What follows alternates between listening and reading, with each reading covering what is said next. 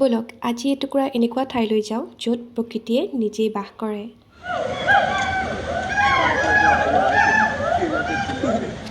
এই ঠাইখিনিৰ নাম হৈছে আলিপুৰ জুলজিকেল গাৰ্ডেন আৰু এইখন আছে কলিকতাত। 1876ত এই জুখনৰ প্ৰতিষ্ঠা কৰা হৈছিলে। ব'লক তেতিয়াহ'লে ইয়াৰ পিছৰখিনি চাওঁ আমি।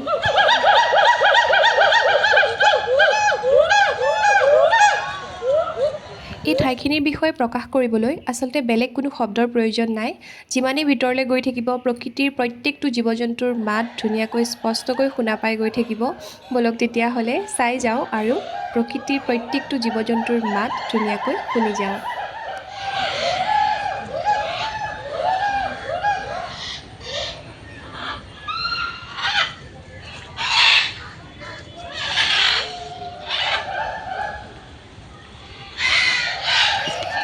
এনেকুৱা লাগিছিল সোমাই ভিতৰত যেন এখন সম্পূৰ্ণ ধুনীয়া অৰণ্য, গছ-গছনি, বহুত দিনৰ পুৰণি গছ-গছনি আছে তাৰ ভিতৰত আৰু প্ৰকৃতিৰ প্ৰত্যেকটো জীৱ জন্তুৰ মাত, চৰাই হওক, বান্দৰ হওক, অন্য কিবা জীৱ জন্তু হওক, আপোনালোকে সকলোৰে মাত শুনা পাই গৈ থাকিব। গেটখনৰ পৰা সোমাই গৈ পেলাই অলপ দূৰ গ'লেই বিভিন্ন ধৰণৰ চৰাই-চিৰিকটিখিনি ৰাখি থোৱা হৈ আছিলে আৰু দেখা পাইছেই নহয় ইমান ধুনীয়া, একদম ওচৰৰ পৰা ধুনীয়াকৈ চাব পাৰি। জুখনৰ এৰিয়াটো যথেষ্ট ডাঙৰ আছিলে, যাৰ কাৰণে বৰষুণ দিয়াৰ বাবে আচলতে গোটেইখিনি সেইদিনাখন ঘূৰা নহ'লেই বাৰু। তথাপিও যিমানখিনি গ'লোঁ আপোনালোককো নিশ্চয় দেখাম।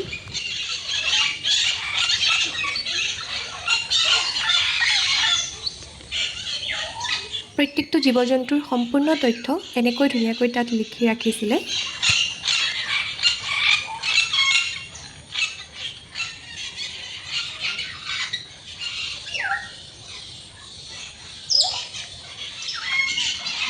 মই যোৱাৰ ঠিক এসপ্তাহমান আগৰ পৰাই তাত বৰষুণ দি আছিলে। আমাৰ অসমৰ তুলনাত তাত গৰম একেবাৰে নাই বুলিয়েই ক'ব পাৰি। বৰষুণ, বতাহ আৰু একদম ঠাণ্ডা পৰিৱেশ তাত।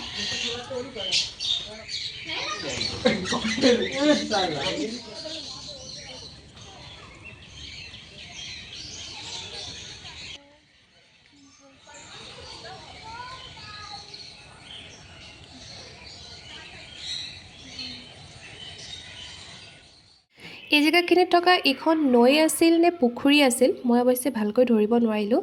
দলংখনৰ পাৰ কৰি সিটো ছাইডে যোৱাৰ লগে লগে বিভিন্ন ধৰণৰ অন্য জীৱ জন্তুসমূহ তাত ৰাখি থোৱা হৈ আছিলে।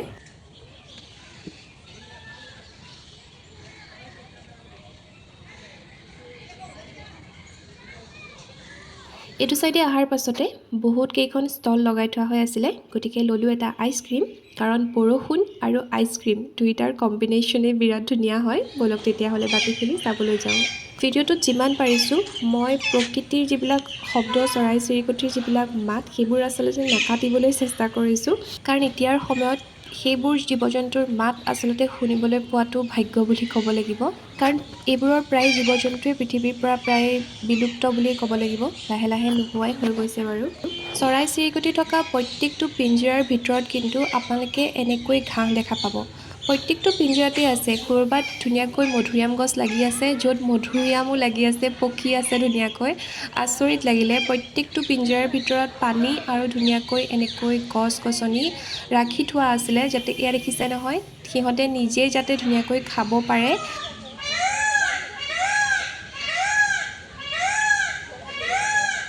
এই যে মাতটো শুনা পালে, মোক কওকচোন কোনে গম পাইছে বাৰু এইটো কি চৰাই হয়?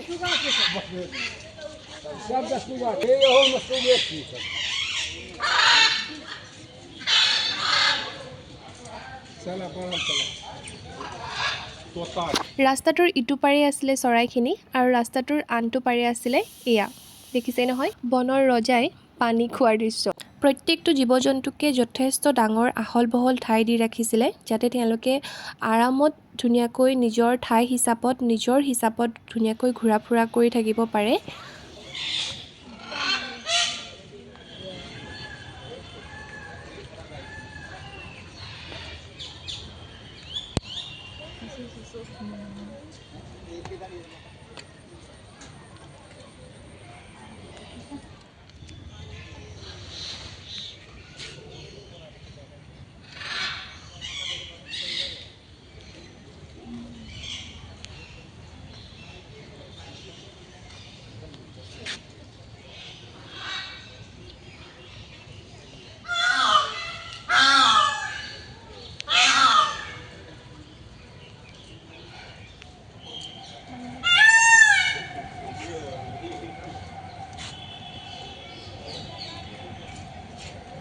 এইটো আছিলে বগা ৰঙৰ ময়ূৰ চৰাইটো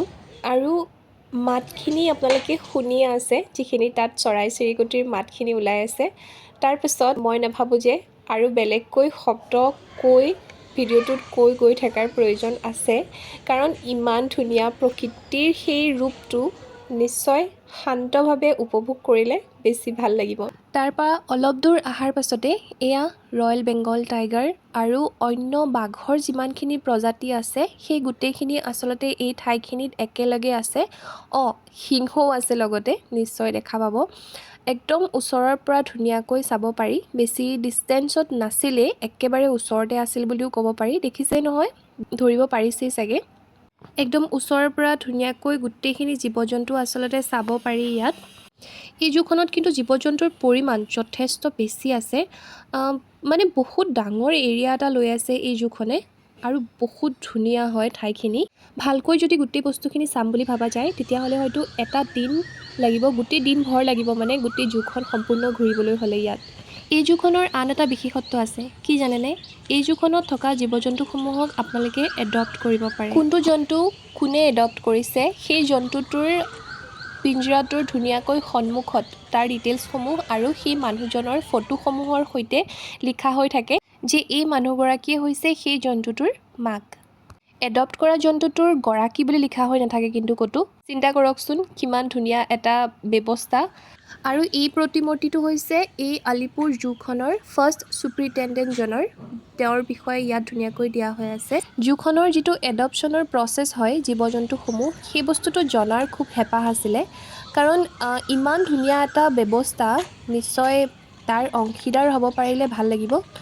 কলিকতালৈ যোৱাৰ সময়ত বিশেষ একো ইচ্ছা নাছিল যদিও অহাৰ সময়ত কিন্তু এটা ইচ্ছা নিশ্চয় লগত লৈ আহিছোঁ যে আকৌ এবাৰ যাম আৰু সেই যিটো এডপশ্যনৰ প্ৰচেছ হয় যিকোনো এটা জন্তুৰ সেই বস্তুটো নিশ্চয় জানি তাৰ অংশ হ'বলৈ নিশ্চয় চেষ্টা কৰিম এয়া দেখিছে নহয় একদম জোৰছে বৰষুণ দিলে আৰু যাৰ কাৰণে অলপমান চোৱাৰ পিছতে আচলতে গুচি আহিবলগীয়া হ'ল বহুত বেছিয়ে ডাঙৰকৈ বৰষুণ দিছিলে সেইদিনাখন যাৰ কাৰণে সম্পূৰ্ণ গোটেই জুখন ঘূৰা নহ'লে ভালেই হ'ল বাৰু গোটেইখন ঘূৰা নহ'লেনো আকৌ এবাৰ যোৱাৰ কেনেকৈ হেঁপাহটো থাকিব বাৰু এই ভাগটোত আছিলে বিভিন্ন ধৰণৰ সাপৰ প্ৰজাতিখিনি আৰু ইমান প্ৰকাণ্ড সাপ আপোনালোকক কি ক'ম মই দেখিলেই ভয় লাগে আৰু সাপ বস্তুটো বুলি ক'লে মোৰ বহুত বেছি ভয় লাগে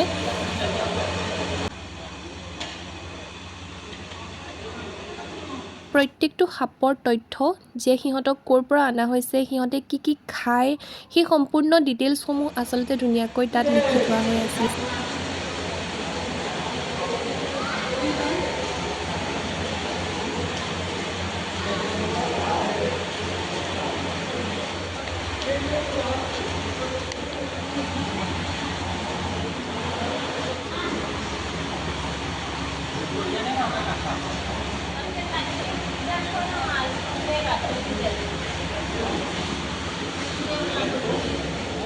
সাপ থকা ঠাইখিনিৰ পৰা ওলাই আহিলোঁ ওলাই আহি অকণমান বাহিৰলৈ আহি পেলাই লগতে আছে এয়া দেখিছে নহয় ঘৰিয়ালৰ আন এটা প্ৰজাতি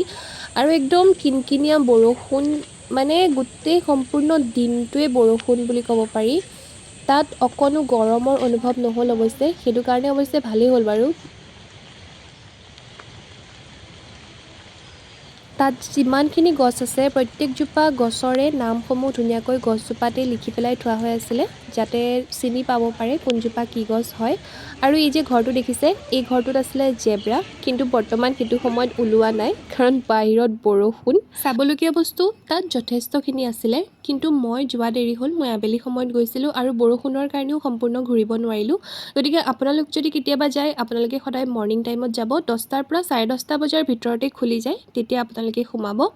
আহি মই পালোহি একেবাৰে য'ৰ পৰা আৰম্ভণি কৰিছিলোঁ সেইখিনি সন্মুখ ভাগৰখিনি হয় গতিকে আজিৰ ভিডিঅ'টো চাই কেনেকুৱা পালে জনাবলৈ নাপাহৰিব যদি ভিডিঅ'টো চাই ভাল পালে তেতিয়াহ'লে চেনেলটো ছাবস্ক্ৰাইব কৰি ল'ব এনেকুৱা ধুনীয়া ভিডিঅ'সমূহ চাবৰ কাৰণে আজিলৈ আহিছোঁ